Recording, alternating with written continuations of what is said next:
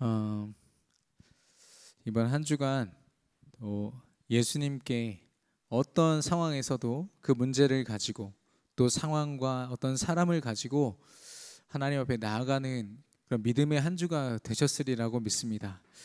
어, 우리는 지금 철저하게 신앙 생활을 하고 있거든요.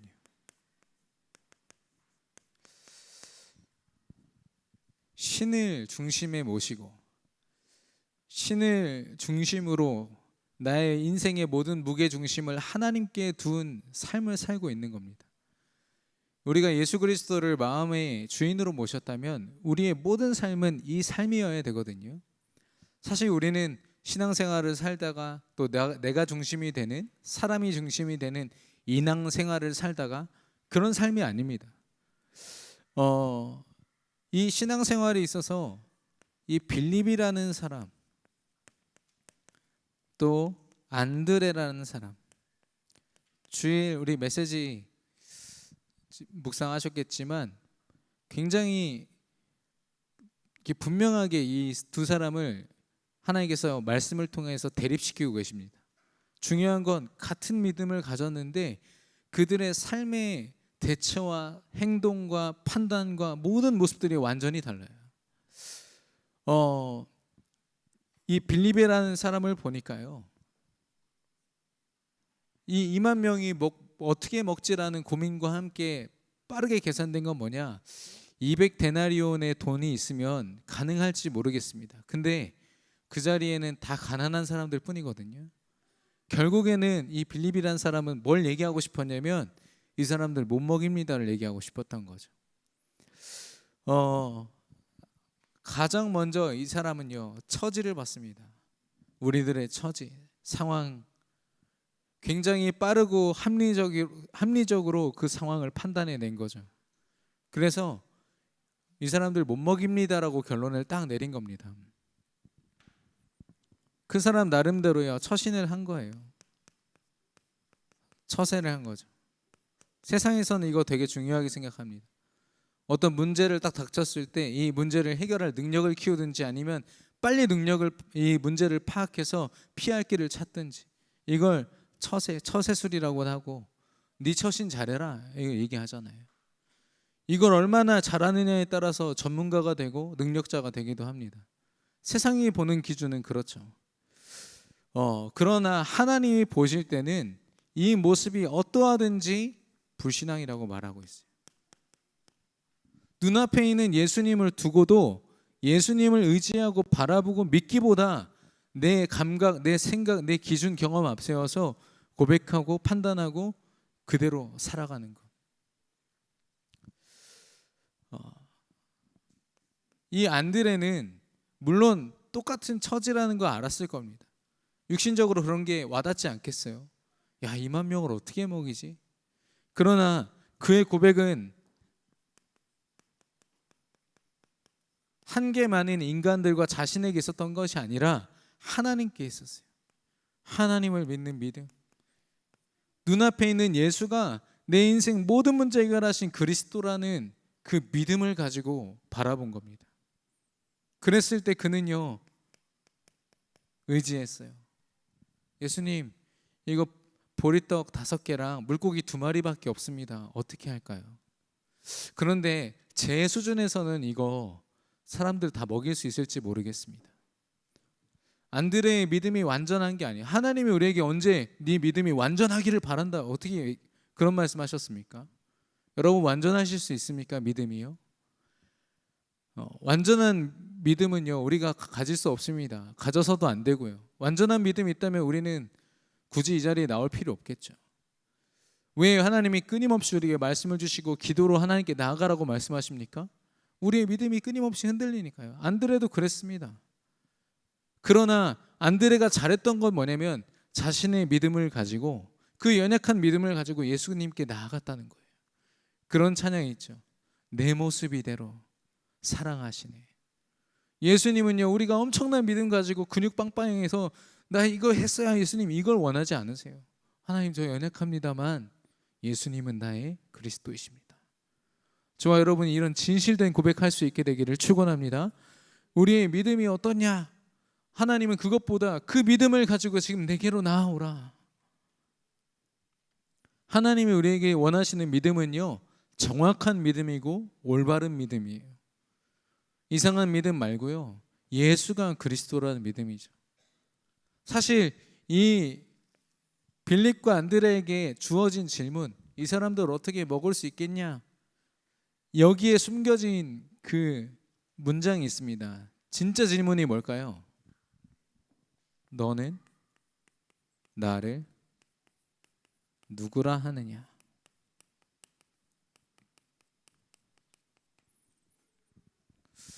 많은 사람들이 예수님을 믿으면서도 세례 요한 같이 사회 운동가고, 예레미야 같이 사람들 구제하면서 돕는 사람이고, 엘리야 같이 기적 좀 행하는 사람이고, 선지자들처럼 뭐 여러 목사님들 중에 한 명 좀 말씀 잘 전하는 목사님이다, 이렇게 판단하고 있을 때 예수님 질문하십니다. 그러면 너희는 나를 누구라 하느냐? 여러분 질문해 보시기를 바랍니다. 이런 우리 인생에 끊임없는 문제가 닥쳤을 때 그 문제 앞에서 예수님은 저와 여러분에게 어떤 분이십니까? 예수가 그리스도시요 나의 주인이십니다 고백할 수 있는, 그래서 그 예수님께 내 인생 모든 걸 맡겨드릴 수 있는 우리 모든 세계비전교회 전도자들 되시기를 그리스도 이름으로 축원합니다. 이걸 우리는 신앙이라고 합니다.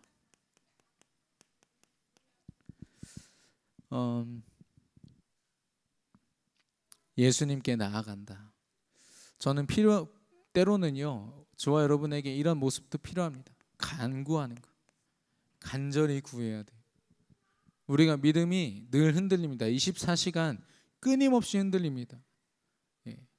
어떤 현실 문제 딱 만나면 이 예수님께 나아가기보다 이런 예수님, 여전히 내 방법, 내 노력을 앞세워야 되는 그런 예수님 바라볼 때 있거든요. 그래서 우리는 간구해야 돼. 하나님, 이 믿음 허락하여 주옵소서. 오늘도 오직 예수 되게 하여 주옵소서. 그리고 성경에선 이런 표현을 씁니다. 부르짖으라. 저와 여러분이 왜 이런 믿음을 소유해야 됩니까? 왜 문제를 만나도 문제를 넘어서고 문제가 아닌 응답을 받아야 됩니까? 우리는요, 문제에 매여서 사는 자들이 아니라 이 그리스도 복음을 가지고요, 전 세계를 살릴 전도자이기 때문인 줄로 믿습니다. 문제에 매이면요, 절대로 누굴 살릴 수가 없어요. 내 코가 석자라는 말이 그냥 나온 게 아니거든요. 당장 지금 내 믿음도 정리가 안 됐는데 누구한테 예수님 믿으세요가 나옵니까? 이 사건의 결과로서 이 빌립과 안드레가 깨닫게 된 거 한 가지는 뭐냐? 내 앞에 계신 예수가 그리스도구나. 빌립은 후회했겠죠. 아마 많이 후회했을 겁니다. 부끄러웠을 겁니다. 내가 그때 예수님을 더 믿었으면 좋았을 거. 안드레는 그래, 다행이다. 내 믿음은 약하지만 그래도 예수님께 나아간 건 잘한 거였어. 여러분, 후회 없는 신앙생활 하시기를 그리스도 이름으로 축원합니다. 지금 성공회 대학교 아시죠? 기독교 대학교 안에서 퀴어 축제를 벌이는데 아주 소수 10명도 안 되는 학생들이 주도해가지고 벌인 그 축제가요, 그걸 누구도 막을 수가 없어요. 총장도 못 막고 학생회도 못 막고 온통 기독교라니까요. 그 중앙에서요, 그 퀴어 축제를 벌이는 걸 막을 수가 없어요. 지금 동성애, 그 사람들이 잘못됐다가 아니라 동성애는요, 성경에서 반하는 하나님의 말씀과 완전히 정반대된 문화입니다. 그래서 저는요, 동성애자들을 사랑해야 되는 거 확실합니다. 그러나 그들이 가지고 있는 동성애라는 하나님 떠나서 온 문제까지도 사랑할 필요는 없어요. 우리는 그들을 두고 기도해야 됩니다. 정말 사랑으로 기도해야 돼요. 하나님, 저 사람이 올바른 행복을 알지 못하고 지금 잘못된 행복 속에 젖어 있다고. 하나님, 그리스도 만나서 치유되게 해달라고. 우린 그렇게 기도해야 됩니다. 이 기독교 대학 한가운데서 그들이요, 정확하게 그 엄청난 조직력을 가지고 또 퀴어 축제하면은 그 동성애자들의 그런 기금들이 있습니다. 그게 다 전폭 지원이 돼요. 이 세상 이거를 막을 수가 없는 거죠. 저는 그 이번 사건이요, 앞으로 우리 교회 안에서도 일어날 수 있어요. 예. 교회 안에서도 일어날 수 있고 언제든지 일어날 수 있습니다. 우리의 믿음을 파고들어서 우리가 오직 되지 못하도록, 예수 그리스도 바라보지 못하고 의지 못하도록 계속 파고들 거예요. 그리고 우리나라에서 이제 합법화되진 않았지만 동성 결혼을 한 남자들이 있어요. 둘 다 되게 교회 전도사님처럼 생겼어요. 기분 나쁘게. 근데 두 분이 약간 수염도 기르고 안경도 끼고, 그래서 평범한 그냥 아버지처럼 보이는 분들이 두 분이 사귄다는 거예요. 결혼까지 하고. 예. 근데 그게 버젓이 서울 이 뭐죠? 대중교통 그 터미널과 정류장마다 다 붙어 있는 거예요. 그 광고비를 누가 댑니까? 본인들이 할까요? 아니에요. 엄청난 뒷배가 있어요. 사단이 그냥 움직이지 않습니다. 엄청난 조직력을 가지고 그들의 힘을 가지고 움직이고 있어요. 제가 이런 말씀을 왜 드립니까? 우리가 예수는 믿지만 예수로 살지 않나요? 복음을 믿지만 그 믿음으로 살지 않아요. 그러면 정말 믿음으로 살려야 할 그들이요, 오히려 믿음으로 우리가 무너뜨려야 할 사단이 오히려 활개치고 다니는 겁니다. 그런데 참 간구하고 부르짖어야 되는데, 제가 어제 지금 우리 대학 미션홈이 준비 중에 있습니다. 이번 주에 그 저렴하게 뭐 세탁기를 비롯한 뭐 냉장고 이런 가전제품을 사갖고 들여놓는다고 그 운반 비용도 비싸더라고요. 그래서 우리 전도사님이랑 랩런트랑 같이 셋이서 스타렉스로 옮긴다고. 근데 어젠가요? 냉장고를 이렇게 옮기는데 허리에서 뻑 소리가 나더라고요. 그 자존심에 티는 안 냈습니다만은 하루 종일 아팠어요. 울고 싶더라고요.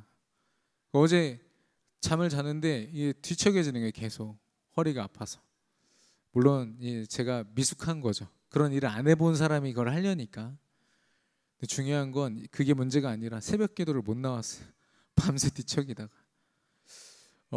제 주변에도 많은 우리 중직자분들, 랩런트들이 저는 이번 주 새벽 기도 도전할 겁니다 하고서 소리 소문 없이 일주일 동안 조용히 지내다가 주일날 만나는 분들 계시거든요. 우리가 간구하고 부르짖으려고 예수님께 나아가려고 하지만 그게 그냥 습관적으로 그냥 행위적으로 도전한다고 되는 건 아닙니다. 쉽지 않아요. 또 저처럼 사고를 만나고 어려움 때문에 못 나오기도 합니다. 그래서 우리는요, 더 하나님께 간구하고 부르짖어야 돼요. 무시로, 수시로, 정시로 시간을 정하고, 때로는 정말 생각이 주어질 때마다 계속 하나님 앞에 나아가는 겁니다. 나의 모든 인생, 저와 여러분의 모든 인생이 오직 예수 그리스도께만 맡겨지게 되기를 예수님의 이름으로 축원합니다. 그래서 오늘 제목은요, 오늘 나의 믿음입니다. 오늘 고린도서 13장 5절에서 분명히 이야기하고 있습니다. 말씀하고 있거든요. 자신을 시험하고, 믿음 안에 있는지 너희 자신을 시험하고 확증하라. 예수 그리스도께서 너희 안에 계신 줄을 너희가 스스로 알지 못하면 너희는 버림받은 자니라라고 했어요. 본론에서 저와 여러분을 성경에서는 렘넌트라고 부릅니다. 남은 자죠. 복음 때문에 복음 전하라고 이 땅에 하나님이 남기셨고 우리의 인생을 책임지십니다. 그런데 이 렘넌트라는 뜻이 하나 또 있다니까요. 찌꺼기, 쓰레기라는 뜻이 있어요. 정말 믿음 가진 사람들이 믿음으로 살지 않으면 미안하지만 불신자들 심부름하고 세상 문화에 심부름하다가 이렇게 쓰임받게 되는 거 있죠. 그걸 지금 본문에서 이야기하고 있는 겁니다. 예수 그리스도가 네 안에 계신 것을 알지 못하면 너는 결국엔 버림받은 자와 같이 살게 된다.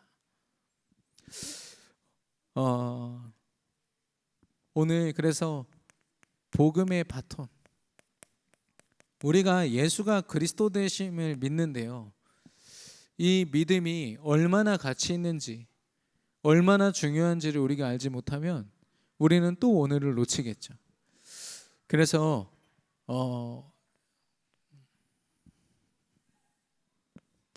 함께 그 역사를 나누려고 합니다. 창세기 1장 1절에 태초에 하나님이 천지를 창조하셨습니다. 이때부터 모든 것들이 시작되는데, 하나님이 처음에 창조하셨던 원리는 뭐냐면, 인간이 하나님과 함께하고 그 인간이 하나님이 다스리는 모든 세상을 다스리는 최고의 완전한 존재로서 가장 행복을 누리는 거였어요. 창세기 1장 27절과 28절이죠. 그런데 그렇게 완전하게 하나님이 만들어 놓으신 세상에 창세기 3장 1절에서 6절, 인간에게 사단이 찾아와서 너 이거 선악과 먹으면 너 하나님처럼 될 수 있어.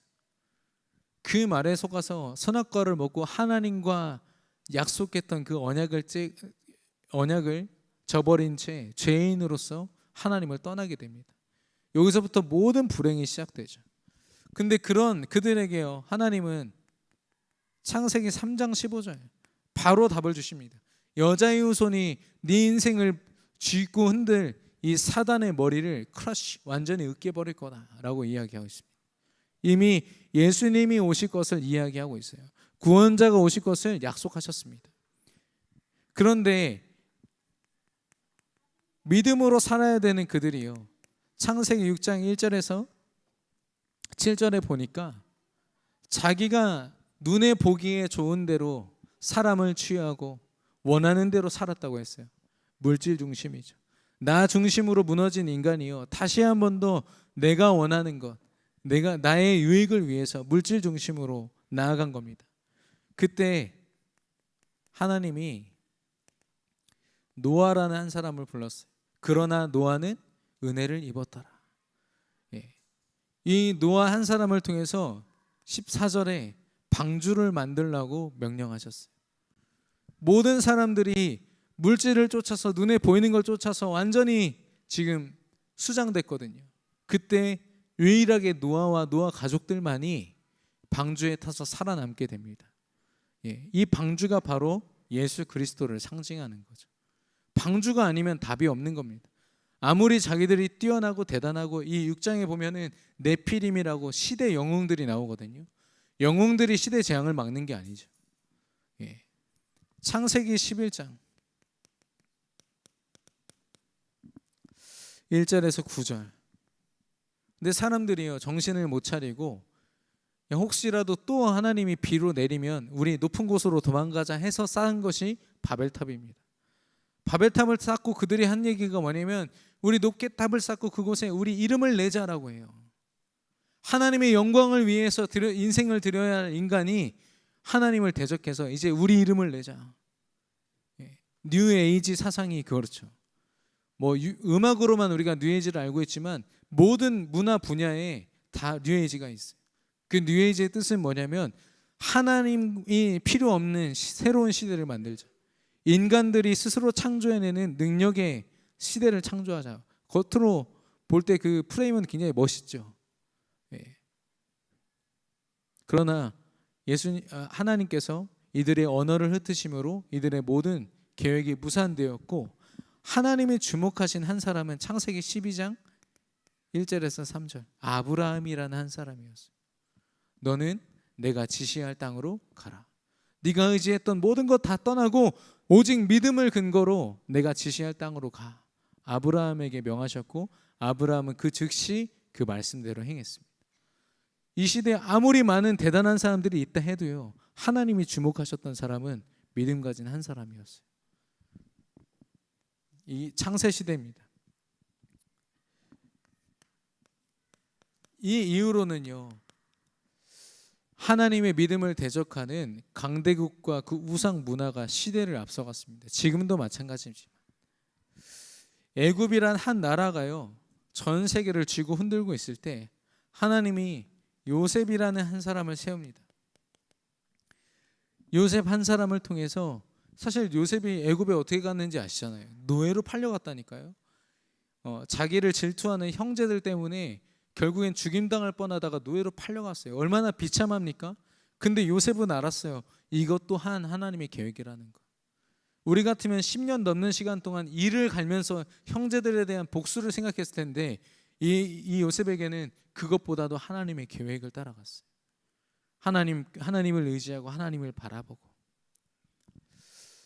이 요셉을 통해서 자기가 노예로 섬겼던 집의 주인, 그 나라의 친위 대장, 지금으로 말하면 대통령의 경호실장이었던 보디발이 하나님을 인정했어요. 야, 네가 믿는 하나님이 있구나, 살아계시구나. 그리고 이 바로 왕, 애굽의 최고 통치권자죠. 그 바로 왕이요, 너처럼 하나님의 영에 감동된 자를 내가 이 땅에서 본 적이 없다. 요셉이 믿는 하나님을요, 불신자 이 애굽의 왕이 인정해 버린 거예요. 결국엔 애굽의 총리로 서서 하나님의 영광을 드러냅니다. 하나님의 살아계심을 증명해냅니다. 우상 한복판에서요. 그 이후에 이 믿음이 전달되지 못하고 결국에는 이 요셉이 속해 있던 이스라엘이란 나라가 애굽의 포로가 됐어요. 430년 동안 포로가 됐을 때 하나님이 모세라는 사람을 불러내십니다. 이 믿음 앞에 세우셔서 모세에게요, 이스라엘 백성들을 구출해내라. 이 우상 한가운데서 구출해내라.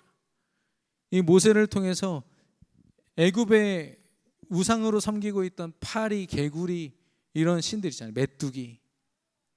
애굽의 10가지 재앙을 통해서 하나님의 살아계심을 드러내시고 결국에는 이 모세를 통해서 우상 한가운데 빠져있던 하나님의 백성들을 다 구출해내십니다. 그래서 우리가 출애굽 이렇게 이야기하죠. 하나님이 이 역사를 이루셨던 방법을 보면요, 복잡하지 않습니다.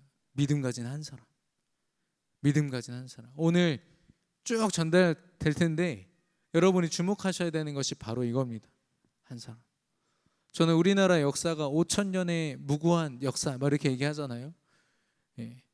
미안하지만 어마어마한 우상의 역사였어요. 뭐 이순신 장군, 우리 렘넌트 하면 그러더라고요. 이순신 장군은 대단한 사람인데 구원 못 받나요? 못 받죠. 예수님을 들어본 적도 없는 사람이니까. 예. 아무리 대단한 역사라고 해도요, 믿음이 없으면요, 하나님은 그 사람과 그 나라와 그 역사에 주목하지 않으십니다. 아무리 대단하다고 해도요. 그러나 단 한 명이라도 정확한 믿음을 가지고 서 있는 그 사람에게 하나님의 시선이 머무는 겁니다. 그 이후에요, 블레셋이라는 강대국이 서서 그의 대표 우상이 다곤신입니다. 굉장히 근육질의 신이죠. 그런 블레셋을 상대로 이스라엘이 완전히 지고 있을 때 하나님이 사무엘이라는 지도자를 세우십니다. 정확한 믿음을 가지고 이 사무엘이 미스바 운동, 오직 믿음으로 결론 내리자라는 그 운동을 벌였을 때 하나님이 싸우지 않고도 이기고 사무엘이 사는 날 동안에 블레셋이 함부로 쳐들어올 수 없는, 이 사람의 전략으로는 손자병법 그런 따위로는 이 설명할 수도 없는 일들을 하나님이 사무엘 한 사람 때문에 이루셨어요. 또 다윗이라는 사람, 다윗 왕을 통해서 다곤신을 앞세운 이 골리앗이라는 대장군을 물리칠 뿐 아니라 그가 왕으로 섰어요. 블레셋이 함부로 이 믿음을 틈탈 수 없도록, 믿음의 나라 이스라엘을 틈탈 수 없도록 막았습니다. 이 블레셋이요, 다윗 때문에 굉장히 두려워 떨었거든요.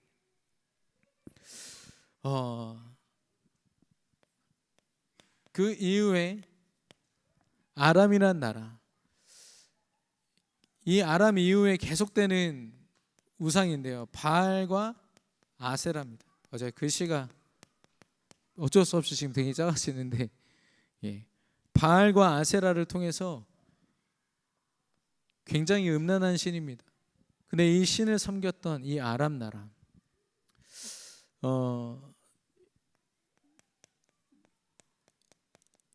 이 당시에 바알을 섬겼던 선지자들 400명, 아세라 선지자 450명, 그 850명이요 왕과 함께, 우상을 섬기는 왕과 함께 나라의 모든 정권과 모든 것들을 뒤흔들고 있었어요. 그들한테 잘 밑보이면 그냥 죽음입니다. 그 정도로 이 아람이란 나라의 우상이요 주도권을 가지고 믿음을 고백할 수 없도록 막고 있던 그때 하나님께서 엘리야를 세우셨죠. 엘리야를 통해서 그들이 믿는 믿음이 거짓이요 그들 위에 계신 하나님이 진짜 하나님이시라는 걸 증거했습니다. 그게 갈멜산 전투죠. 그리고 엘리야의 제자로서 세워진 엘리사는 엘리야에게 구합니다. 나는 당신을 통해서 다른 축복 받고 싶지 않고 당신이 지금 누리고 있는 성령 충만 내가 갑절로 받게 해달라고. 내가 제일 많이 그 믿음 가지고 승리하고 싶다고. 결국에는 아람을 비롯한 주변 나라의 왕들이 엘리사에게 아버지라고 이야기합니다. 그 정도로 하나님이 믿음 가진 한 사람에게 나라와 역사를 주도할 수 있는 주도권을 주신 거 있죠.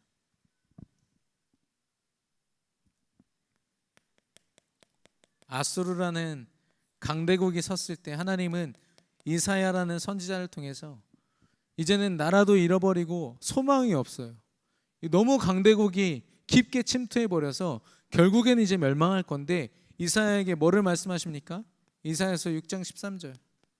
모든 것을 다 뺏기고 다 무너져도 렘넌트 구루터기는 남아있는 것 같이 너희가 이 땅에 거룩한 시다. 하나님은 여전히요 이스라엘의 막 힘있고 그런 번성한 모습보다도 믿음 가진 한 사람에게 계속 주목하고 계신 거예요.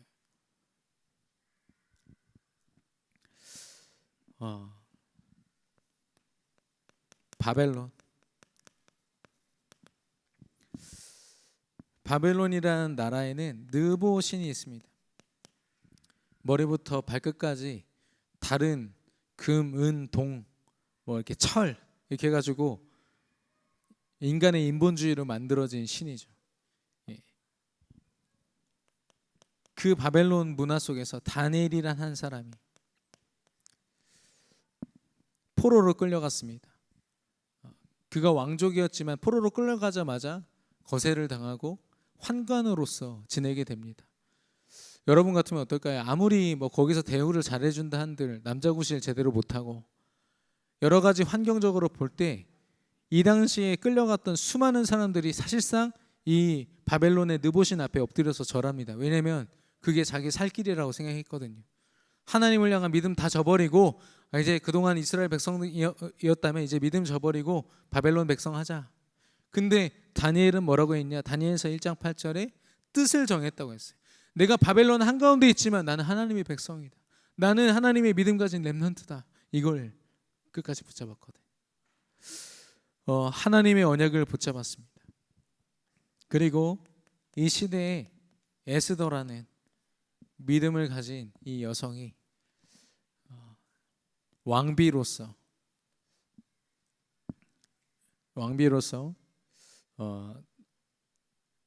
세워질 때 또한 믿음으로 나아가죠. 뭐 얼굴이 예뻤다 이런 얘기가 있지만 외모가 중요한 게 아니라 믿음 때문에 하나님 앞에 서게 됩니다. 이스라엘에 찾아올 뻔한 이스라엘 전체가 몰살당할 뻔한 어마어마한 위기를요 이 에스더가 처세로 한 것이 아니라 믿음으로 이 에스더가 목숨을 걸고 이제 이스라엘을 구출하기 위해서 나아갈 때 뭐라고 했습니까? 나를 위하여 금식하며 기도해라라고 했어요. 무슨 말입니까? 내가 열심히 한다고 되는 거 아니라 하나님이 도우셔야 우리는 살 수 있다. 이런 믿음을 가졌어요. 하나님이 바벨론 이 우상이 가득했던 시대 바벨론이요 어마어마한 땅을 다 정복하고 패권을 줬거든요. 근데 그 한가운데서 다니엘 4명의 왕을 섬기면서도 최고의 통치 자리, 총리의 자리를 놓치지 않았던 다니엘, 그리고 왕비로서 그 사명을 감당했던 에스더. 근데 이 이후에 암흑기가 옵니다. 여기까지가 구약이거든요.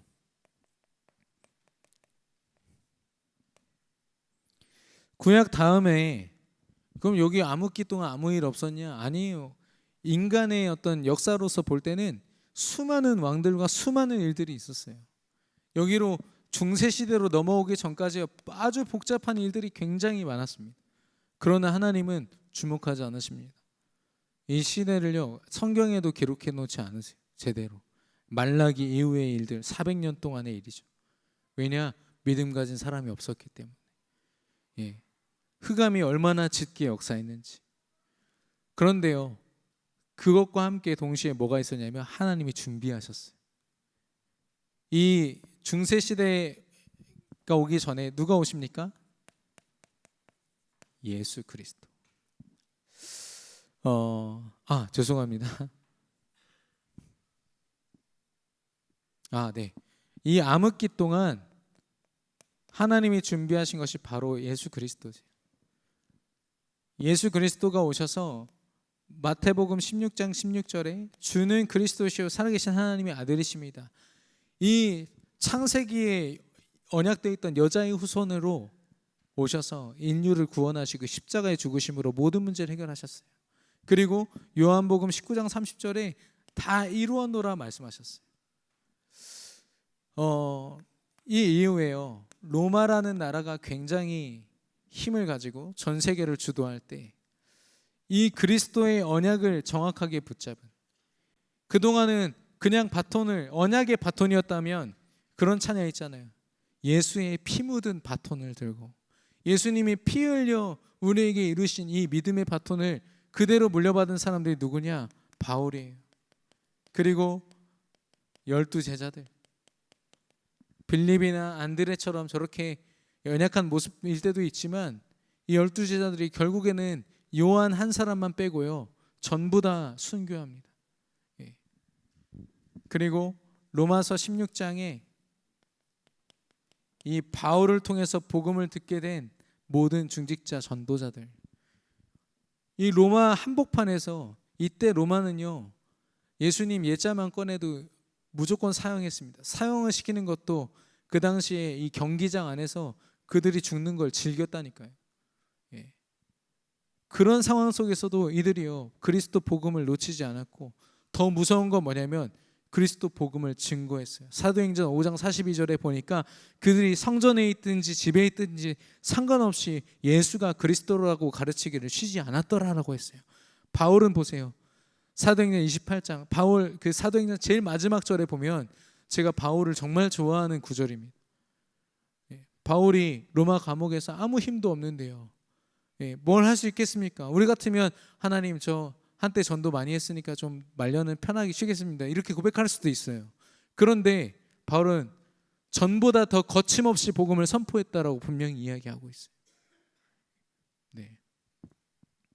결국에는 313년에 그 콘스탄티누스 황제의 칙령에 따라서 기독교가 국교가 되죠. 로마의 국교가 됩니다.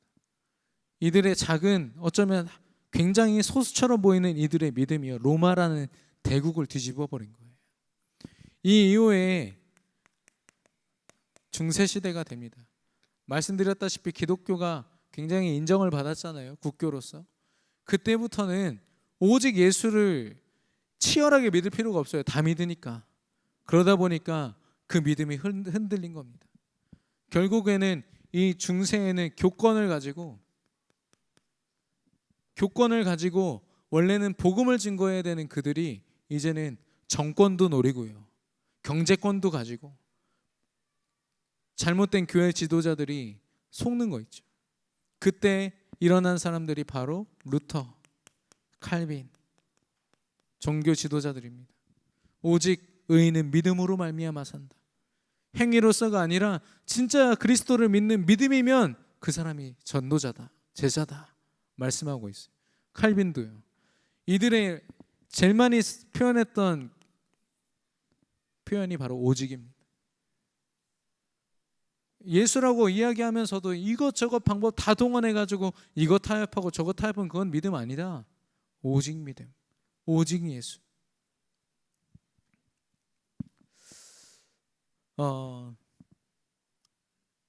그러면 이 신약의 연속으로 현대죠.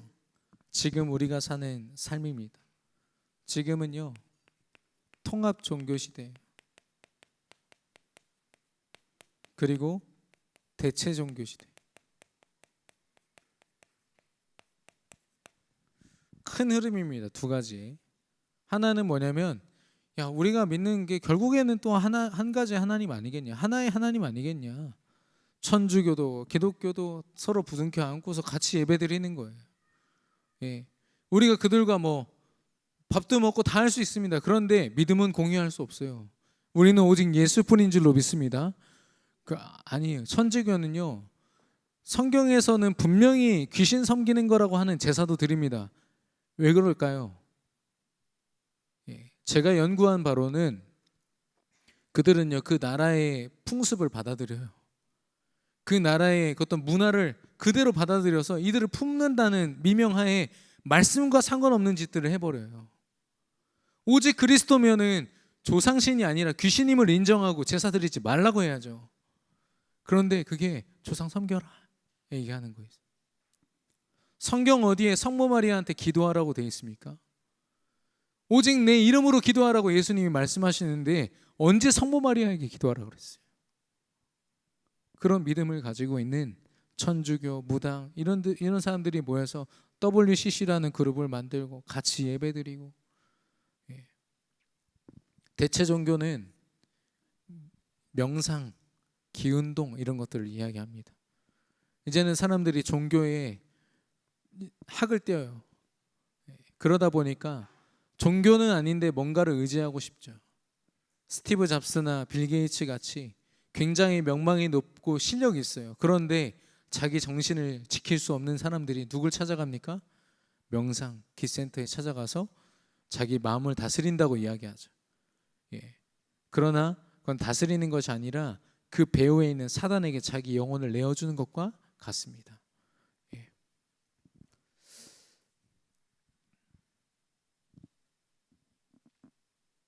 그리고 쾌락 문화입니다. 그 문화가 마약이든지 동성애든지 인간의 영혼을 얼마나 해치는지에 대한 지표는 나와 있지 않아요. 오직 성경만이 오직 예수 그리스도 외에는 절대로 하나님 만날 수 없고 행복할 수 없다라고 얘기하고 있거든요. 근데 어떻게든 행복해 보려고 코가 삐뚤어지게 술을 마신다든지 마약을 한다든지 자기 쾌락을 쫓아서 살아갑니다. 그런 시대가 됐어요. 그걸 누가 뒷받침하냐면 AI, 인간의 삶을 편하게 하기 위한 AI 기술과 또 IT 기술, 통신 기술들이 발달해서요. 이제는 이런 문제가 어떤 개인에게만 있는 게 아니라 전 세계적으로요. 같이 동시에 드러납니다. 그런 우리에게 하나님께서 류광수라는 목사님을 통해서 이 복음을 듣게 하셨어요. 류광수 목사님 중요하지 않습니다. 미안하지만 중요하지 않은 이유는 뭐냐면 이분은 교주가 아니에요. 이분을 통해서 우리가 그리스도 복음을 깨닫게 됐잖아요. 이 다락방이라는 운동 속에서요, 과교셉 우리 담임 목사님을 만났습니다. 제가 아들이기 때문에 이런 말을 하기 좀 그렇지만 아들이기 때문에 할 수 있는 말은 뭐냐면 진짜 복음 위해서요 목숨을 내놓고 전도하셨어요. 때로는 무당 전도하다가 진짜 두들겨 맞는 거 봤다니까요. 와이셔츠 다 찢어지고 갑천변에서 전도하다가 제가 봤어요. 근데 그때 초등학교 3학년이었던 저는 찌질하게 아무것도 못했어요. 옆에서 우느라고 너무 무서웠거든요. 어른들이요 그런 계산 없이 우리가 앉아있던 돗자리부터 다 엎어버리는데 말릴 수가 없어요. 한 40명이 달려들어서 전도하려고 하는 목사님을 하는데 방법이 없더라고요. 그 대전역에서 전도하시다가 중한테 맞아서 도망 나오시는 목사님도 봤어요.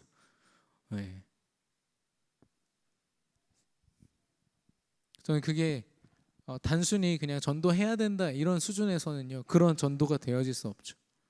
뿐만 아니라 여기 있는 많은 분들이요 담임 목사님의 그런 사역 속에서 신앙생활을 하게 되고 그리스도를 만나고 이런 믿음의 여정을 걷게 되지 않았습니까? 우리 담임 목사님이 대단한 게 아니라 담임 목사님 안에 하나님이 허락하신 예수 그리스도가 완전한 줄로 믿습니다. 우리가 그 언약을 듣고 세계 비전이라는 이름으로 만났어요. 하나님이 이 이름으로 만나게 하시고 이곳에 우리를 렘넌트로 한 성도로 중직자로 산업인으로 우리를 세우셨어요.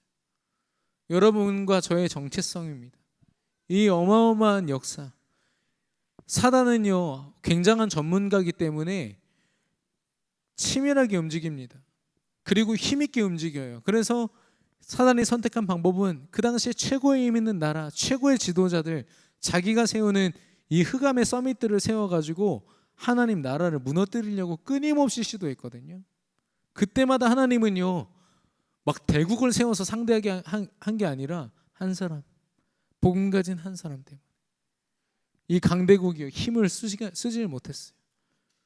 이 흑암이요 완전히 무너졌다니까요. 지금도 마찬가지입니다. 이때 기술이 발전하고 의학이 발전해서 아무리 인간이 난리를 친들 정말 그리스도의 복음을 가진 우리 성도님들 한 사람 한 사람과 우리 교회를 사단이 무너뜨릴 수 없는 줄로 믿습니다. 안타까운 건 수많은 교회들이 문 닫고 있어요. 교회가 문 닫는 건 교회가 형편이 안 되기 때문이 아니에요. 교회는 철저히 하나님의 손에 있거든요. 그건 하나님이 무너뜨리시는 거예요. 왜 그럴까요? 교회가 언약을 놓치니까. 진짜 예수님이 누군지를 알고 의지하지 않으니까 예수님을 믿는다고 얘기하지만 결국엔 날 드러내고 내가 원하는 대로 고백하니까. 그렇다면 이 흐름 속에 있는 오늘이라는 시간 속에 나는 어떤 사람입니까? 이걸 발견하기를 예수 그리스도 이름으로 축원합니다. 이 언약의 흐름 속에 있는 내가 얼마나 복된 존재인지, 저는 만약에 렘넌트들이 이 비밀을, 이런 정체성을 알게 된다, 내용이 많다 이걸 얘기하는 게 아니라 진짜 복음의 역사 속에서 내가 이 복음의 바톤을 가졌다, 저는 반드시 그 렘넌트가 하는 학업과 모든 도전들을 하나님이 붙드시고 끝까지 세우실 줄로 확신합니다. 결론적으로 이 기준으로 볼 때요, 비진리는요 진리를 이긴 적이 없습니다. 비복음이 복음을 이긴 적이 없어요. 어둠이 빛을 이긴 적이 없습니다. 우리가 가진 이 복음의 위력이죠. 결론적으로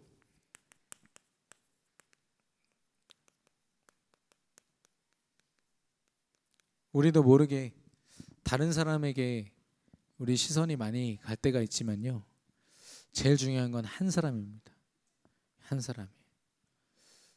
그러면은 저 사람이 되니까 나는 한 사람 아니어도 되겠다, 저는 적당히 하겠습니다가 아니라 그만큼 복음 가진 한 사람이 너무너무 중요하다는 거예요. 여러분 현장에 뭐 사업하시거나 또 우리 렘넌트들은 학교에 있을 때 믿음 가진 한 사람으로서 어쩔 땐 되게 외롭잖아요. 불신자들 사이에서 막 세상 얘기할 때 가운데서 믿음 가지고 얼마나 고민 많이 하십니까? 그런데 중요한 건 하나님의 시선은 어디 머무느냐? 복음 가진 저와 여러분 그 한 사람에게 있는 줄로 믿습니다. 그 한 사람에게 하나님의 시선이 집중되는데요, 이제는 그래서 우리가 집중해야 돼요. 그 한 사람, 시대를 움직인 한 사람이 집중하는, 어디에 집중합니까? 하나님께 집중하는 거죠. 말씀에 집중하고 언약에 집중하는 겁니다. 이들처럼 우리가 말씀에 집중 안 하면 당장 어디에 집중되죠? 문제에 집중되죠. 내 형편, 내가 처한 상황, 여기에 다 집중됩니다. 그러면 또 속을 수밖에 없어요. 그러나 문제가 얼만큼 와 있든 상관없습니다. 하나님께 집중할 수 있고 또 강단의 말씀에 우리가 집중할 수 있다면 하나님께서 저와 여러분의 믿음을 보시고 반드시 역사하실 줄로 믿습니다. 이 14시간이라는 우리에게 주어진 시간이 있어요. 그걸 얼만큼 하나님이 역사하시는 25의 시간으로 바꾸느냐가 관건입니다. 우리 집중에 있어서의 관건. 내가 오늘 뭐 별 탈 없이 잘 지냈다, 이건요 전도자가 할 고백은 아니고요, 문제가 한가득 와 있지만 내 삶 가운데 하나님은 역사하고 계신다. 그러면 하나님은요 우리를 통해서 뭘 드러내시냐면, 하나님이 지금 내가 있는 이곳에, 이 시대에 분명히 살아서 역사하심을 우리의 삶을 통해서 드러내실 겁니다. 여러분 막 전도하라고 하잖아요. 어떤 교회에서는 전도 뭐 20명 하면은 금 한 돈씩 막 준다고 하더라고요. 그리고 막 전도왕 대상 타면은 되게 막 황금. 근데 그게 엄청난 부작용인 게, 얼마 전에 류광수 목사님도 말씀하셨지만 막 전도를 해서 데리고 왔는데 나중에 그 전도 몇 명 해가지고 앞에서 막 금 덩어리 받잖아요. 그거 보고 나를 전도한 이유가 저 금 때문에 있구나. 그래서요, 그렇게 전도됐던 사람 평생 동안 절대로 예수님 안 믿는데, 교회에 오지 않는데. 그게 한두 사람이 제보한 내용이 아니에요. 그만큼 이 교회들이요, 전도의 의미를 놓치고 있어요. 저와 여러분도 마찬가지입니다. 저희 지금 교회 안에 중요한 지금 운동들이 일어나고 있어요. 몇몇 분들이 진짜 삶을 두고요, 이제는 정말 하나님 주신 믿음으로 살고 싶습니다. 안드레와 같이 작은 믿음이지만 하나님께 드리고 싶습니다라고 하는 분들이 나와요. 근데 공통적으로 이분들의 결론이 뭔지 아세요? 현장이었어요. 현장. 내가 증인되는 거. 저 사람 살려야 돼요. 목사님, 저 사람 살려야 되는데 어떻게 할까요? 이 질문이요, 마치 하나같이 무슨 회의한 것처럼 따다닥 나오는 거예요. 제가 지난주 이번 주에 한 7분한테 이거 얘기를 듣는데요, 가슴이 뛰더라고요. 야, 그래, 진짜 그리스도 누리는 사람은 그 시선이 나에게만 머무는 게 아니라 죽어가는 영혼들을 또 살리게 되는구나. 오늘 감사하게도 우리 중직자분을 통해서 연결된 두 분이 오늘 새가족으로 등록하십니다. 그런데요, 새가족이라고 해서 전도 못하는 거 아닙니다. 죽어가는 영혼은요, 복음 가진 모든 사람이 할 수 있는 거거든요. 저와 여러분이